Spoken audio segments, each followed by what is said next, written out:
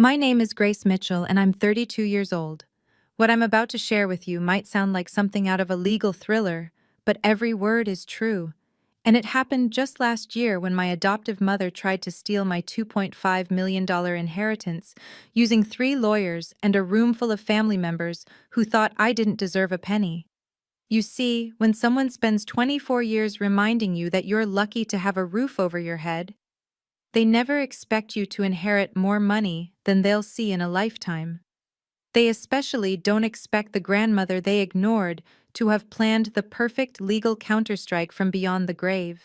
Before I tell you exactly how I walked into that ambush and turned the tables completely, please take a moment to like and subscribe, but only if stories about standing up to family bullies truly resonate with you. I'd love to know where you're watching from and what time it is there. I read every comment. Now let me take you back to that Tuesday morning when my phone rang and my adoptive mother's fake sweet voice said the words that changed everything. The law offices of Johnson and Associates occupied the entire 15th floor of a gleaming downtown high-rise. As I stepped out of the elevator that morning, my heels clicking against marble floors, I already knew something was very wrong. Patricia had insisted on this specific location, this specific time, and when Patricia Mitchell got specific, it meant she'd been planning. The receptionist barely looked up. Conference room C, they're waiting. They. Plural. My stomach tightened. I pushed open the heavy oak door to find a scene straight out of my nightmares. Patricia sat at the head of the polished conference table, her brother Robert to her right, both wearing their court-best suits. My adoptive siblings, James and Linda, flanked them like guards. But it was the 3 men in identical gray suits on the opposite side that made my blood run cold. Lawyers. 3 of them. Grace, finally! Patricia's voice dripped honey over poison. Sit down. We have documents to discuss. The papers were already spread across the table. Official-looking, intimidating, with little yellow tabs marking signature lines. I recognized the letterhead immediately. Transfer of inheritance rights. You brought lawyers? I kept my voice steady, though my hands trembled slightly as I pulled out a chair. Robert leaned forward, his retired lawyer smirk in full display. We're simply ensuring everything is handled properly. After all, we're talking about a substantial sum that rightfully belongs to the family. The family. As if I'd ever truly been part of it. But I wasn't the naive little girl they remembered. While they'd been arranging their lawyers and their ambush, I'd been making arrangements of my own. My phone buzzed once in my purse, a simple message that made me breathe easier. I was not alone. Looking at their expectant faces, I couldn't help but remember the 8-year-old girl who'd arrived at their doorstep with nothing but a garbage bag of clothes and a teddy bear. My parents had died in a car accident, and Patricia, my mother's distant cousin, had graciously taken me in. Every family dinner for the next 20 years ended with the same reminder. Grace, you should be grateful. Not everyone would take in someone else's child. Someone else's child. Never their daughter. Never just Grace. The distinction became clearer as we grew older. James got a BMW for his 16th birthday. I got a lecture about not expecting handouts. Linda's college tuition was paid in full. I worked 3 jobs to afford community college before nursing school. Family vacations to Hawaii? Sorry, Grace. Only 4 tickets this year. Christmas cards with the Mitchell family never included my face. But there was one person who saw through it all. Grandma Eleanor. Patricia's mother-in-law had moved in with us when I was 15, and from day one, she treated me like I'd always belonged. While Patricia counted every dollar spent on my food and clothes, Grandma Eleanor taught me chess in her study. While Robert called me the stray at family gatherings, she introduced me as her granddaughter to everyone at her country club. You're more my granddaughter than blood could ever make you, she told me once, her weathered hands holding mine. Blood doesn't make family, Grace. Love does. And you, my dear, have more love in your pinky finger than some people have in their entire bodies. I'd laughed it off then, thinking it was just Grandma being sweet. I didn't know she was already planning. I didn't know she'd been watching Patricia's treatment of me for years, documenting things, making notes. I didn't know that when she updated her will 2 years before her death, she did it with 3 independent witnesses and a video camera rolling. Most importantly, Patricia didn't know either. Grace? Patricia's sharp voice snapped me back to the present. We don't have all day. These lawyers charge by the hour, and frankly, this is costing the family money. Money that should be going to James and Linda's futures. The family. There was that word again, wielded like a weapon I wasn't allowed to touch. Let me be clear, Patricia continued, shuffling the papers with practiced efficiency. Mother Mitchell left you that money due to confusion in her final months. We all know how she was at the end. Not quite herself. I bit my tongue. Grandma Eleanor had been sharp as a tack until her last breath, and everyone in this room knew it. James cleared his throat, his expression mimicking our mother's disapproval. Look, Grace, we're not saying you don't deserve something, but $2.5 million? While I'm struggling to keep my position at Mom's company, while Linda can't even find work? Linda nodded eagerly, her designer handbag, a $3,000 Christmas gift from Patricia, sitting prominently on the table. It's not fair. We're her real grandchildren. Real. There it was. Uncle Robert pulled out a folder, his voice taking on his courtroom tone. I've taken the liberty of researching similar cases. Courts often overturn wills when there's evidence of undue influence. A non-blood relative who suddenly inherits everything while biological family gets nothing? Red flags everywhere. I was her caregiver for the last 2 years, I said quietly. I took unpaid leave from the hospital. I slept in a chair beside her bed for her final 3 months. Exactly! Patricia's eyes lit up triumphantly. You isolated her from her real family. Classic manipulation tactics. The accusation hung in the air like a slap. I wanted to scream that they'd visited Grandma exactly 3 times in her final year, and only when they needed money. I wanted to remind them how Patricia had complained about the burden of having her mother-in-law in the house, how she'd tried to put Grandma in the cheapest nursing home she could find. But I stayed silent, because Grandma Eleanor had taught me something else during those long chess games. Never interrupt your enemy when they're making a mistake. The first lawyer, a thin man with cold eyes, slid a document across the table. Miss Mitchell, this is a voluntary transfer of inheritance. Sign here, and this unpleasant situation goes away. Refuse, and the family will be forced to pursue legal action for undue influence, elder abuse, and fraud. Elder abuse.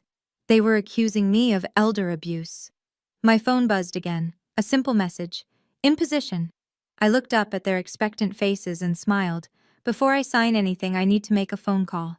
If you've ever felt like an outsider in your own family, you'll understand what comes next. Before we continue, if this story resonates with you, please hit that like button. It really helps others find these stories. And tell me in the comments, have you ever had to stand up to family members who thought they could walk all over you? Your stories give me strength. Now let me tell you what Patricia didn't know about Grandma's final months. No phone calls, Patricia said sharply. You decide now, or we file the paperwork this afternoon. The second lawyer, a younger man with an eager expression, opened his laptop. We've already drafted the complaint. Elder financial abuse, isolation of a vulnerable adult, forgery concerns regarding the will's witnesses. Forgery? I couldn't help but laugh. You're seriously suggesting $2.5 million, Grace? Robert interrupted, his voice hard. That's not just money. That's security for this entire family. That's James's children's college funds. That's Linda's chance to start over. That's Patricia's retirement. Patricia's retirement. From the company she'd inherited from her late husband. The company worth $8 million. And if I refuse, I asked, though I already knew the answer. Patricia's mask finally slipped, revealing the cold calculation beneath. Then we destroy you. Every hospital in this state will know you're under investigation for elder abuse. Your nursing license? Gone. Your reputation? Destroyed. And after we win, and we will win, You'll owe us legal fees that will bankrupt you for life." The third lawyer pulled out his phone. "I have a contact at the state nursing board. One call and you're under official review by end of business today." They'd thought of everything, or so they believed. What they didn't know was that I'd already consulted with someone about this exact scenario. What they didn't know was that Grandma Eleanor had seen this coming 2 years ago. What they didn't know was that every single threat they'd just made had been recorded by the phone in my pocket. And more importantly, by someone else entirely. "You seem very prepared," I said, keeping my voice steady. "Almost like you've been planning this for months." James shifted uncomfortably. "We found out about the will 6 months ago. We've had time to consider our options." 6 months. Exactly how long ago Grandma had passed. Exactly how long Mr. Harrison had been waiting for this moment. My phone buzzed a third time. The message was different now. "They just threatened you on record. Perfect. Coming in." I stood up slowly. "You know what? You're right. This is a big decision. I need 60 seconds to think." But I wasn't thinking. I was counting down. "Sit down, Grace." Patricia's voice could have frozen water. "You don't get 60 seconds. You've had 6 months." 6 months of manipulating our mother's money, Robert added. 6 months of pretending you earned something you didn't deserve. "Sign it." James pushed the pen toward me. "Stop being selfish for once." For once, I remained standing. When have I ever been selfish? When I gave up my graduation dinner because Linda needed the car? When I missed my nursing pinning ceremony because Patricia scheduled a family photo that I wasn't even in? "Oh, here we go." Linda rolled her eyes. "Poor adopted Grace, always the victim." The first lawyer tapped the signature line. "This is standard procedure, Miss Mitchell. Voluntary transfers happen all the time when will disputes arise." Standard? I looked him in the eye. "Is it standard to ambush someone with 3 lawyers?" "It's standard when someone steals from family," Patricia snapped. "I didn't steal anything. You manipulated a dying woman. I held her hand while she died." The room erupted. Everyone talking at once, voices rising, accusations flying.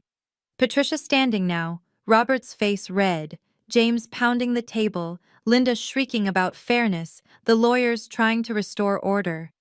And through it all, I stayed perfectly still. Because Grandma Eleanor had taught me this too. In chaos, Grace, the calm person controls the room. My phone lit up with a final message. "Open the door." "You want me to sign?" I said, just loud enough to cut through the noise. Everyone stopped. "Fine, but I'm not signing anything without my lawyer present." Patricia laughed, harsh and bitter. "Your lawyer?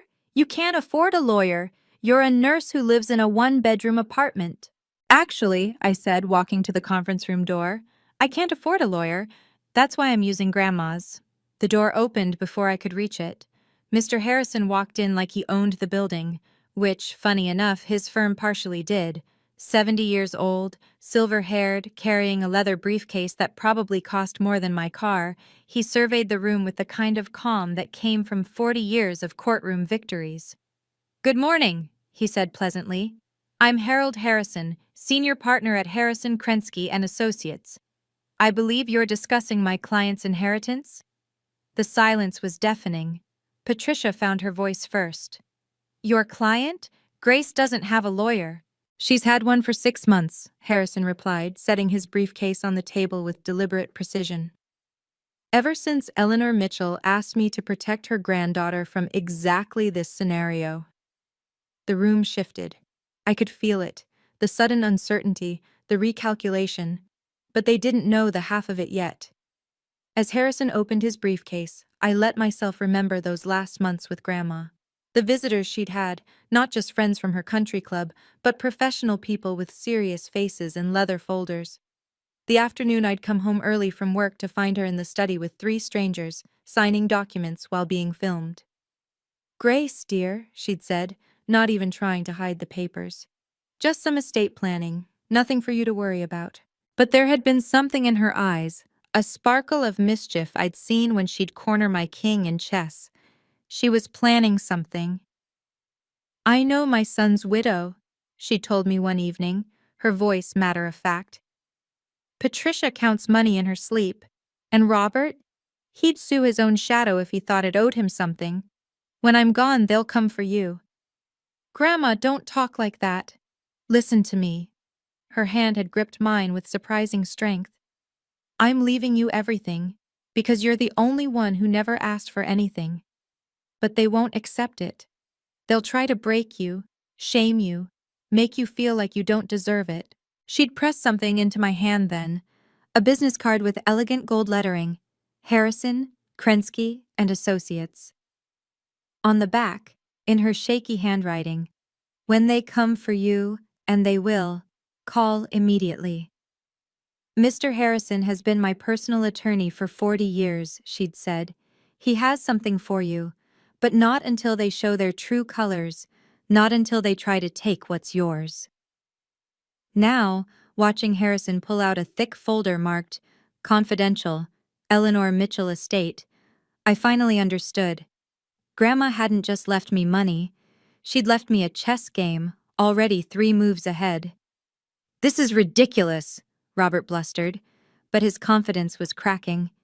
"You can't just—" "Actually," Harrison smiled, "I can."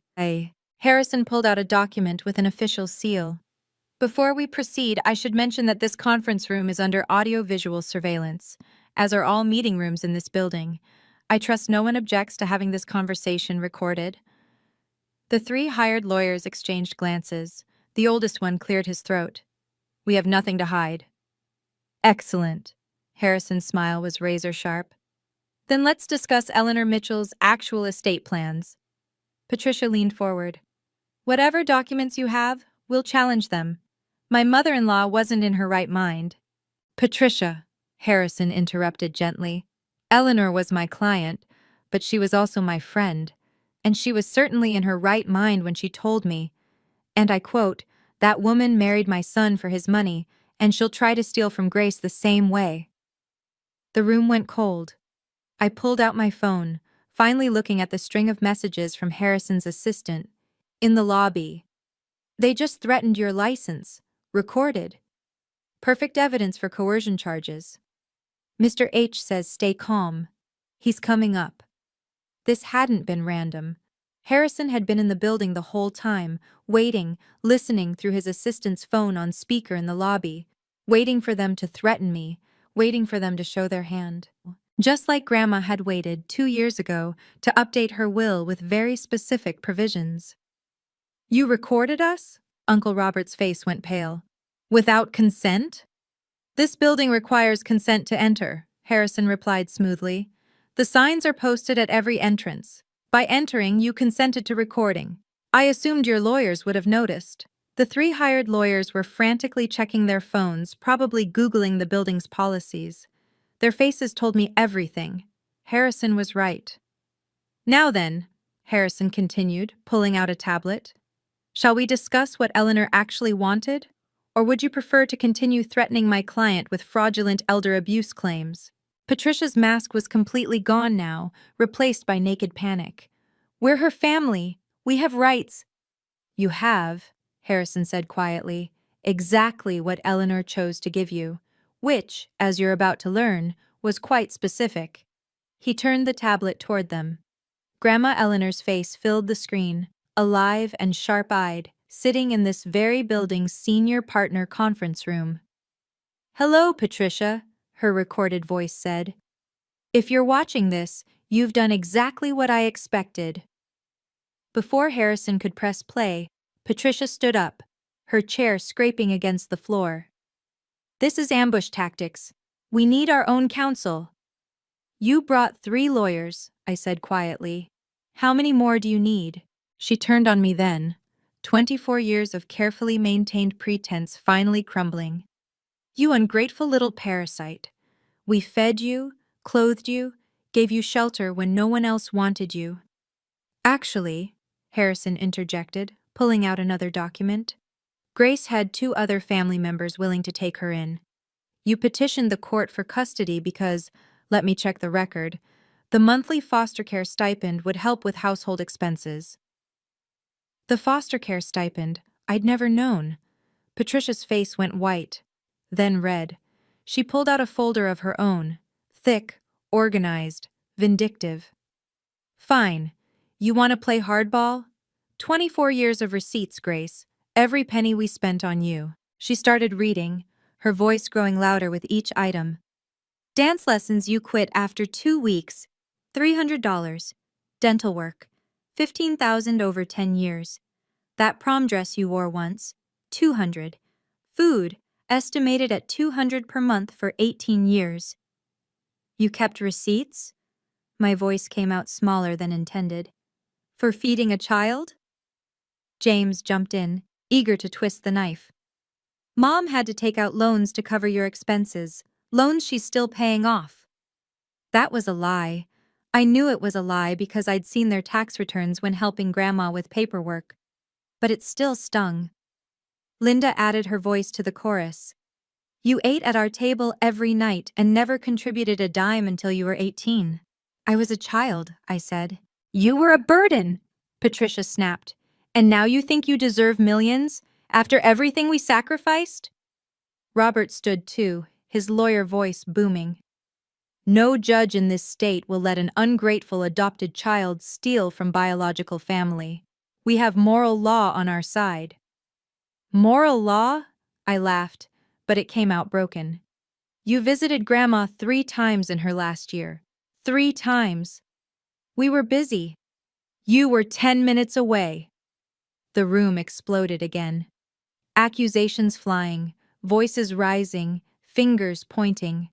The 3 lawyers Patricia had hired were frantically taking notes, probably calculating their billable hours. This was spiraling exactly where Patricia wanted it to go, into an ugly public battle that would drain me financially and emotionally. That's when Harrison pressed play on the tablet. Grandma's voice filled the room, strong and clear. If you're watching this, Patricia, it means you've tried to steal from Grace. So let me be perfectly clear. This is where everything changes. If you're still watching, you're about to witness one of the most satisfying legal reversals I've ever experienced. Quick reminder to subscribe if you haven't already. We post new stories every week about standing up to family bullies and toxic relationships. And please, share this with someone who needs to hear that they're worthy of respect, regardless of blood relations. Now, let me introduce you to the man who changed everything. Grandma's face on the screen was serene, sitting in what I now recognized as Harrison's personal office. She wore her favorite pearl necklace, the one Patricia had tried to claim at the funeral. Patricia, Grandma's recorded voice continued, you're probably standing there with Robert, maybe James and Linda too, trying to intimidate Grace into giving up her inheritance. You've probably hired lawyers. Robert's idea, no doubt. You might even be threatening her career, her reputation, her future. Patricia sank into her chair. Robert's mouth opened and closed like a fish. I know this because I've watched you for 30 years. I watched you count the silver after every family dinner. I watched you tell Grace she was lucky to have scraps while you bought Linda a new car. I watched you exclude her from family photos, family vacations, family decisions. The video, Grandma looked directly at the camera. You thought I was old and blind, but I saw everything. Harrison paused the video. Should I continue? Or would you prefer to discuss the supplementary documentation? What documentation? Robert demanded, though his voice had lost its courtroom authority. Harrison pulled out a leather-bound folder. Exhibit A, Patricia's email to her sister, dated 3 years ago, discussing how to, quote, minimize Grace's involvement once Mom finally kicks it. Exhibit B, recording of Robert, advising Patricia to challenge any will that favors Grace, dated 18 months ago. Exhibit C, James's text messages about, how did you get those? Patricia shrieked. Your mother-in-law was quite tech-savvy for an 85-year-old woman. She also owned the family phone plan you all used. Legal access to all records. The 3 hired lawyers were backing away from the table now, physically distancing themselves from their clients. The oldest one closed his briefcase. "We need to confer with our clients privately." "By all means," Harrison said pleasantly. "But first, let's finish Grandma's message." He pressed play again. On screen, Grandma pulled out a document. "This is my will, updated 2 years ago. Present our 3 witnesses. Dr. Margaret Chen, my physician of 20 years, Judge Dorothy Williams, retired, and Father Michael O'Brien from St. Mary's. All will testify to my complete mental competence." She looked at the camera again, and for a moment, I could swear she was looking right at Patricia. "I leave everything to Grace, because she's the only one who loved me for me, not my money. And if you try to take it from her, you'll trigger the special provisions I've put in place." "Special provisions?" Harrison smiled. "This is where it gets interesting." Harrison pulled out a document with multiple official seals. "This is the supplementary trust documentation, filed in 3 states to prevent jurisdiction shopping. Mrs. Eleanor Mitchell established an irrevocable trust 2 years ago, with very specific conditions." He began reading in his courtroom voice. "In the event that any family member challenges Grace Mitchell's inheritance through legal action, threatens legal action, or attempts to coerce her into surrendering said inheritance, the following provisions automatically activate." Patricia grabbed for the document. Harrison smoothly moved it out of reach. "First, a penalty clause. Any family member who challenges this will owes the estate, now Grace, $5 million in damages." $5 million? Robert went pale. "That's impossible, you can't—" "I can, and I did," Grandma's voice came from the tablet still recording. "I liquidated my private investments to ensure this clause had teeth." Harrison continued reading. "Second, all documentation of Patricia Mitchell's financial misconduct during her management of Mitchell Industries will be forwarded to the IRS and State Attorney General." Patricia's face went from red to white. "What financial misconduct?" "The discrepancies your mother-in-law found when she did a private audit last year," Harrison said mildly. "She chose not to pursue it then, out of consideration for her grandchildren. But that consideration was conditional." James stood up so fast his chair fell over. "Mom, what is he talking about?" Harrison ignored the interruption. "Third, the video depositions Eleanor made regarding the family's treatment of Grace will be released to what she calls interested parties." "What interested parties?" Linda demanded. "Your employers, for one," Harrison replied. "James, your company has strict ethics clauses about bullying and harassment, doesn't it? Linda, weren't you applying to graduate programs that require character references?" The room was dead silent now. Even the 3 hired lawyers had stopped taking notes. Harrison turned the tablet back toward them and pressed play one more time. Grandma Eleanor looked tired but determined. "I know you all think I was a foolish old woman, but I built a pharmaceutical company from nothing before Patricia even met my son. I know how to protect what matters." She held up a photo. It was of her and me at my nursing school graduation, both of us beaming.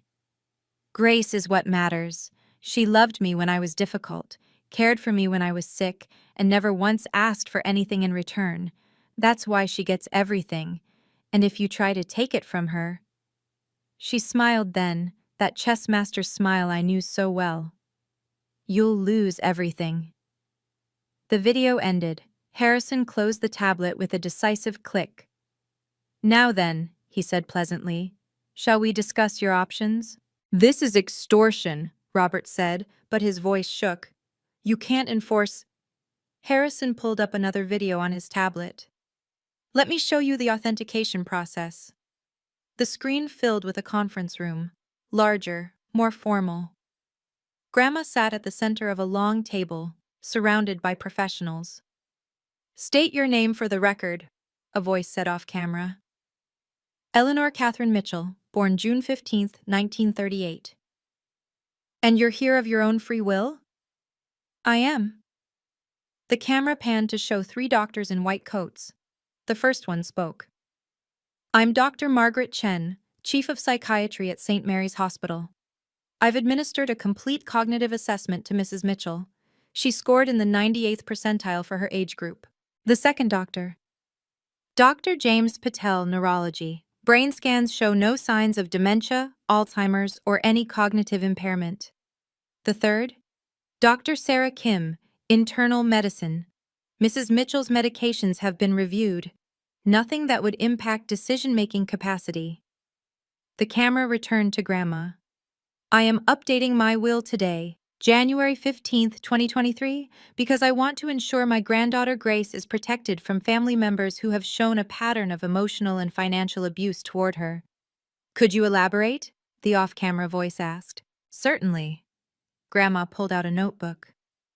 On December 23, 2019, Patricia told Grace she couldn't attend Christmas dinner because there wasn't enough room, despite having 12 seats and 8 people.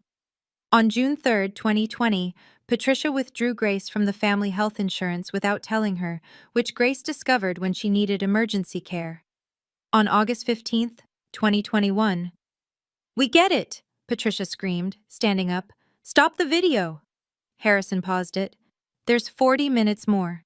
Would you like to see the part where she discusses your attempt to power of attorney her assets while she was in the hospital for routine surgery?" The 3 lawyers Patricia had hired were packing up now. The oldest one addressed Patricia directly. "Mrs. Mitchell, we can no longer represent you in this matter. Continuing would be an ethical violation." "What? You can't just—" "We can, and we must." He looked at Harrison. "I assume you'll be filing the appropriate notifications?" "Only if necessary," Harrison replied smoothly. They left quickly, probably calculating how to bill for the partial hour while distancing themselves from potential fraud charges. Now it was just family, if you could call us that, and Harrison. "You have 2 options," Harrison said, his voice gentle but firm. "Sign a legal agreement to never contest Grace's inheritance or face the full consequences outlined in the trust documents." Patricia looked at me then, really looked at me for the first time in years. "You planned this?" "No," I said quietly. "Grandma planned this. She just loved me enough to make sure you couldn't hurt me anymore." Harrison placed a new set of documents on the table. "This is a cease and desist agreement. Sign it, and this ends here. No penalties, no revelations, no investigations. You simply walk away and never contact Grace about the inheritance again." "And if we don't?" Robert asked, though the fight had gone out of his voice. "Then by 5 p.m. today, I file the penalty clause activation with the court. The IRS receives Patricia's audit documentation by Monday. Your employers receive the video depositions by Wednesday. And Grace gets a restraining order against all of you by Friday." He pulled out his phone, showing a screen full of drafted emails. "Everything is prepared. I just need to hit send." Patricia's hands shook as she reached for the cease and desist papers. "This is cruel." "No," I said, finding my voice at last. "Cruel was telling an 8-year-old girl that her parents' death was an inconvenience to you. Cruel was making me eat in the kitchen while the real family ate in the dining room. Cruel was 24 years of reminding me I didn't belong." I stood up, steady now. "This isn't cruel. This is consequences." James looked between his mother and me. "Grace, we're still family." "No," I interrupted. "We're not. Family doesn't ambush you with lawyers. Family doesn't keep receipts for feeding a child. Family doesn't threaten to destroy your career because they want your money." Linda started crying, the same tears she'd used to get out of trouble our whole lives. "We didn't mean—" "You did mean it. Every single word. Every single action. You meant it." Harrison slid a pen across to Patricia. "Initial each page, sign the last one." "What about our relationship?" Patricia asked me. "Are you really going to throw away 24 years?" I almost laughed. "What relationship? The one where you introduced me as the girl we took in instead of your daughter? The one where you told me I should be grateful for scraps?" I pulled out my checkbook, the one linked to Grandma's estate account, already transferred to my name. "You know what? Let's make this clean." I wrote a check for $50,000 and slid it across the table.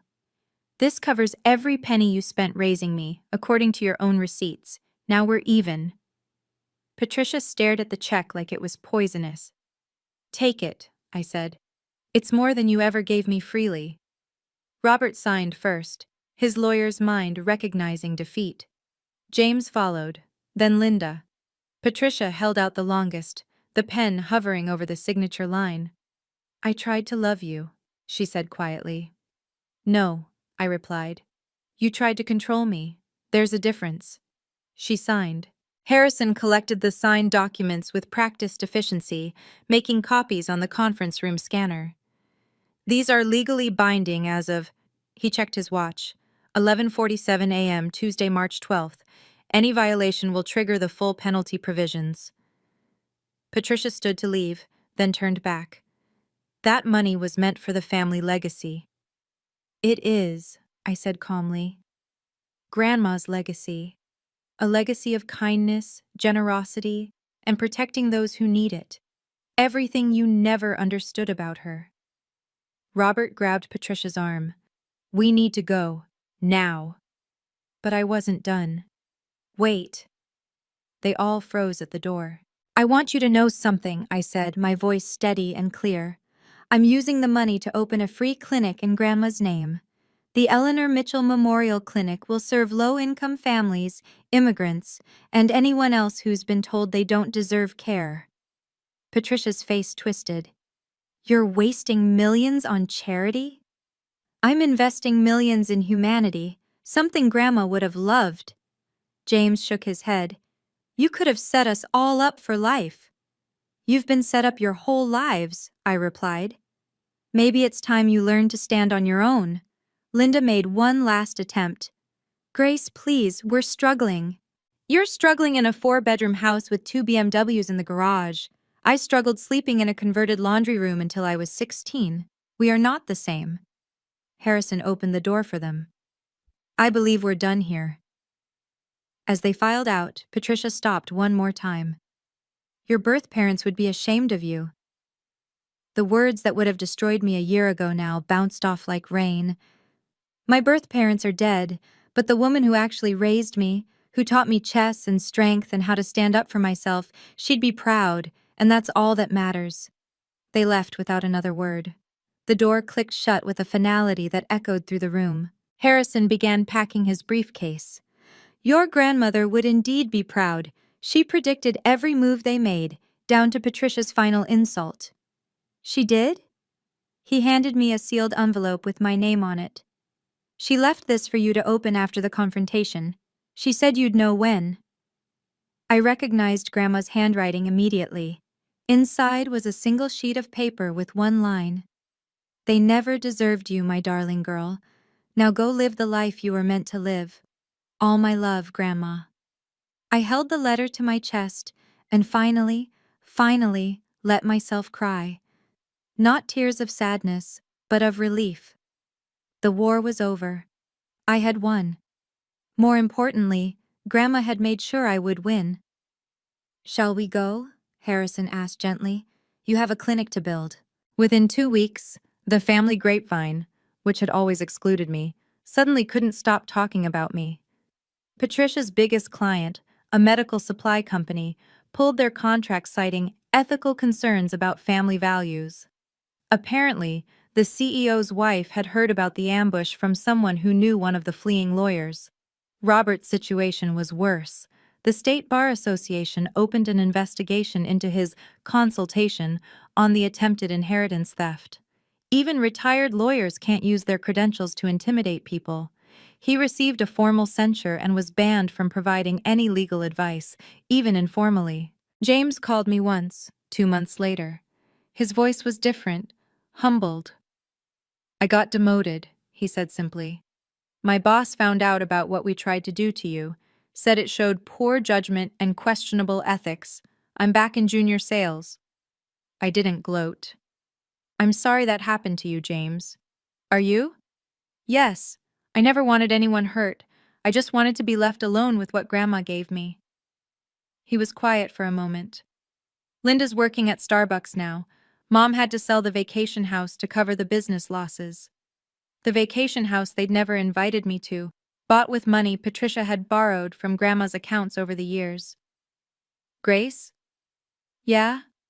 I'm sorry. For all of it. We knew it was wrong how Mom treated you. We never stood up to her. I know, I said softly. Maybe now you can start. He hung up without saying goodbye, but I understood. Some bridges, once burned, can't be rebuilt. They can only be acknowledged as ash. The extended family, cousins and aunts who'd watched Patricia exclude me for years, began reaching out. Some with genuine apologies, others clearly angling for money. I responded to the sincere ones, ignored the rest. But the most surprising call came from Patricia's sister, Aunt Helen, who'd moved to California years ago. I always wondered when Eleanor would put Patricia in her place, she said. That woman documented everything, you know. She has 3 safe deposit boxes full of evidence. She really loved you, Grace. I know, I said, tears pricking my eyes. I really loved her too. 6 months after that conference room confrontation, the Eleanor Mitchell Memorial Clinic opened its doors in a renovated warehouse on the east side of town, the part Patricia had always called dangerous, but was really just poor. We served 147 patients on our first day, single mothers who couldn't afford copays, elderly people choosing between medication and groceries, immigrants afraid to seek help elsewhere. Each one reminded me why Grandma's money was going exactly where it should. I hired 10 full-time staff members, including 2 doctors who'd grown up in the neighborhood and wanted to give back. The pharmacy tech was a young woman named Maria, who'd aged out of foster care. She understood what it meant to be told you didn't belong. The local news picked up the story. Granddaughter honors inheritance with free clinic for underserved communities. They wanted to interview me, but I declined. This wasn't about me. It was about Grandma's legacy, the real one, not the money-grabbing one Patricia had imagined. 3 months after opening, we received an unexpected donation, $500,000 from the Morrison Foundation. Their letter said they'd heard about our work and wanted to support healthcare equity in honor of Eleanor Mitchell's memory. I later learned the foundation's director had been one of Grandma's bridge partners. The clinic's waiting room featured a portrait of Grandma in her younger days, when she'd been building her pharmaceutical company.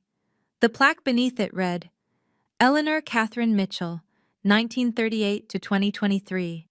Love is the greatest inheritance. One morning I found James standing outside the clinic, looking at our sign. It's impressive, he said quietly. Thanks. Mom drove by last week. She sat in her car for an hour, just staring at the building. I didn't know what to say to that. She won't admit it, James continued, but I think she finally understands what she lost. Not the money, the chance to be part of something good. He handed me an envelope. This is from me. Not much, but I wanted to contribute. Inside was a check for $1,000 and a note. For the kids who don't belong anywhere else. After he left, I added his check to the donation wall, right next to the one from the local Girl Scout troop who'd raised 73.50 salams selling cookies. Every donation mattered. Every person mattered. That's what Grandma had taught me, and what Patricia had never understood. It's been a year now since that day in the conference room.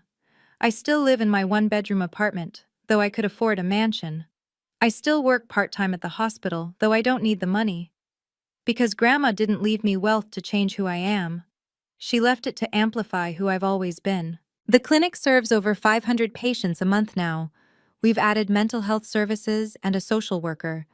Every success story, a diabetic getting insulin, a child getting vaccinations, an elderly man getting his heart medication, is a victory Grandma would have celebrated. I've built my own family now, not blood, but choice. My colleagues at the clinic, the morning coffee shop owner who knows my order, the elderly neighbor I help with groceries, people who see me for who I am, not what I can give them. Patricia and I haven't spoken since that day. I heard through James that she's in therapy now, finally dealing with whatever drove her need to control everything and everyone. I hope she finds peace. I genuinely do, but she'll find it without me. Setting boundaries isn't cruel, it's necessary. Protecting yourself from people who hurt you isn't selfish, it's survival. And choosing to use your blessings to help others isn't waste, it's purpose. Grandma knew all of this. That's why she protected me one last time, from beyond the grave. Not with money, but with the tools to finally stand up for myself. Every morning, I touch her photo in the clinic lobby and whisper the same thing: "Thank you for believing in me." And every morning, I swear I hear her voice in the wind: "You were always enough, my darling girl, always." What would you have done in my situation? Sometimes the greatest inheritance isn't what someone leaves you, it's the strength they help you find in yourself. Thank you for listening to my story. If it helped you feel less alone or gave you courage to set your own boundaries, please share it with someone who needs to hear it. Subscribe for more stories about overcoming family trauma and finding your own strength. Comment below. Have you ever had to choose between keeping the peace and keeping your self-respect? Your stories matter, and I read every single one. Remember, you deserve respect, regardless of where you came from. Until next time, stay strong and know your worth.